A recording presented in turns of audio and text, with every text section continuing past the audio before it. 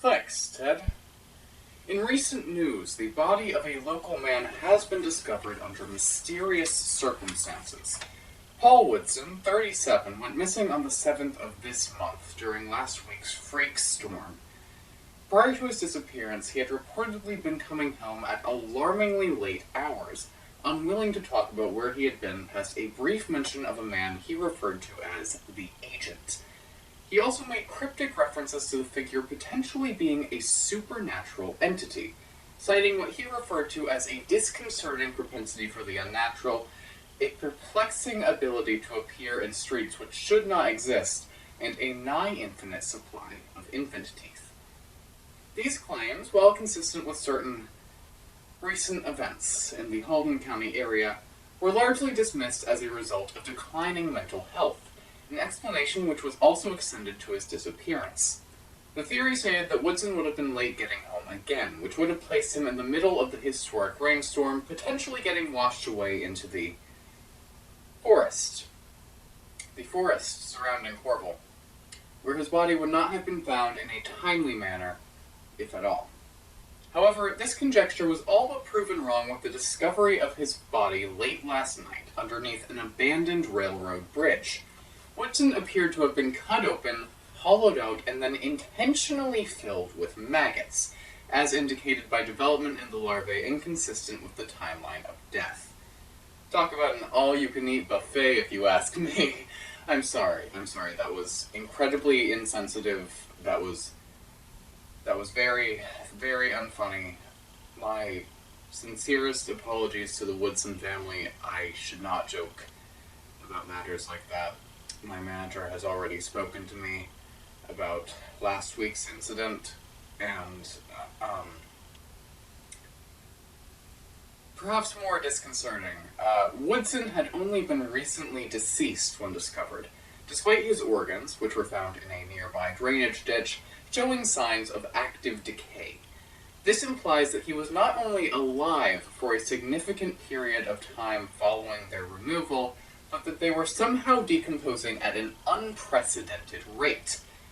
Further than that, little information has been reported, striking many as an odd choice from the Corville PD, considering their apparent tendency to overshare actual relevant case details. With that being said, some sources claiming to be familiar with the matter say that a significant amount of detail was, in fact, omitted. The case has understandably raised an outcry in the community, with one resident decrying the murder as relatively disrespectful and inconveniencing, stating that Woodsen had been their barber. The yet unidentified killer has also attracted disdain from other residents, who are predominantly concerned with the excessive food waste that was found leading to the site of Woodsen's murder. One woman familiar with this odd detail of the case states that the food waste both compromises the natural beauty of Corville's scenery and was apparently stolen from her ingredients for her prized meatloaf, a claim which was quickly retracted with the discovery that the food waste was, in fact, human flesh. Many have identified similarities between this case and that of a young man in Hyacinth County who went missing towards the end of April. Peter Hartley, 24, also spoke of a mysterious government agent before his disappearance on April 27th. This figure shared various similarities with the one described by Woodsen, including an unnatural obsession with the hygienic handling of food products. Notably, however, Hartley spoke of the entity in a far more positive light, describing it as unabashedly charismatic. Hartley was also described as becoming increasingly timid and obsessive in his final days, insisting that he and his family were infested. Interestingly, flesh samples left behind from the night of the 27th did appear to show the presence of a small type of egg, which remains unidentified. Hartley's body has not been found or recovered, and his family is being monitored in case they begin to exhibit signs of a similar parasitic infection. Corville 52 News offers our sincerest condolences to the children of Paul Woodsen, who were left very little in the way of an inheritance owing to their father's employment as a lifelong barber and amateur filmmaker. If it is any consolation to them, the police reviewing the contents of his digital camera have said that the world has not lost anything in the way of a cinematic powerhouse.